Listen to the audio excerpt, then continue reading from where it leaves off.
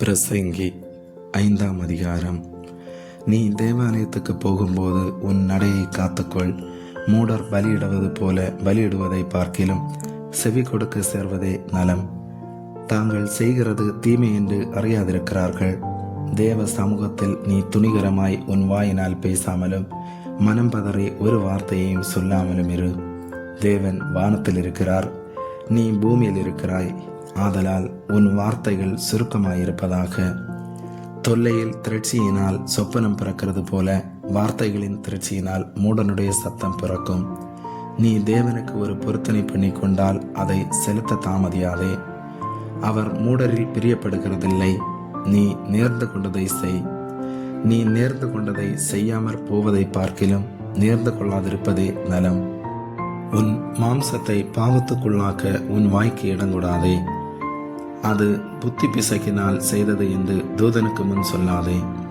தேவன் உன் வார்த்தைகளினாலே கோபம் கொண்டு உன் கைகளின் கிரியை அழிப்பானேன். அநேக சொப்பனங்கள் மாயையாய் இருப்பது போல அநேக வார்த்தைகளும் வியர்த்தமாயிருக்கும். ஆகையால் நீ தேவனுக்கு பயந்திரு. ஒரு தேசத்தில் ஏழைகள் ஒடுக்கப்படுகிறதையும் நியாயமும் நீதியும் புரட்டப்படுகிறதையும் நீ காண்பாயானால் அதை குறித்து ஆச்சரியப்படாதே. உயர்ந்தவன் மேல் உயர்ந்தவன் காவலாளியாய் இருக்கிறான். அவர்கள் மேல் உயர்ந்தவரும் ஒருவருண்டு. பூமியில் விளையும் பலன் யாவருக்கும் உரியது. ராஜாவும் வயலின் பலனால் ஆதரிக்கப்படுகிறான். பணப்பிரியன் பணத்தினால் திருப்தி அடைவதில்லை. செல்வ பிரியன் செல்வ பெருக்கினால் திருப்தி அடைவதில்லை. இதுவும் மாயே. பொருள் பெருகினால் அதை தின்கிறவர்களும் பெருகுகிறார்கள். அதை உடையவர்கள் தங்கள் கண்களினால் அதை காண்பதையேண்டி அவர்களுக்கு பிரயோஜனம் என்ன? வேலை செய்கிறவன் கொஞ்சமாய் புசித்தாலும் அதிகமாய் புசித்தாலும் அவன் நித்திரை இன்பமாயிருக்கும்.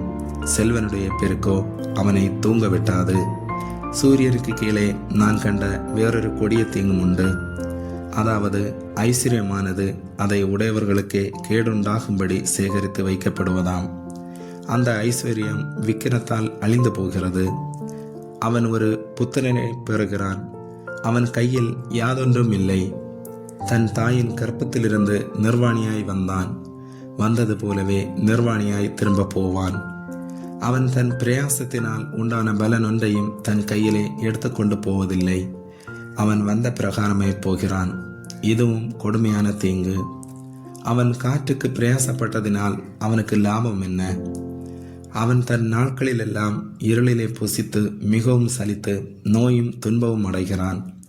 இதோ உயிரோடு இருக்கும்படி தேவன் அருளி செய்த நாளெல்லாம் மனுஷன் புசித்து குடித்து சூரியனுக்கு கீழே தான் படும் பிரயாசம் அனைத்தின் பலனையும் அனுபவிப்பதே நலமும் உத்தமமான காரியம் என்று நான் கண்டேன்.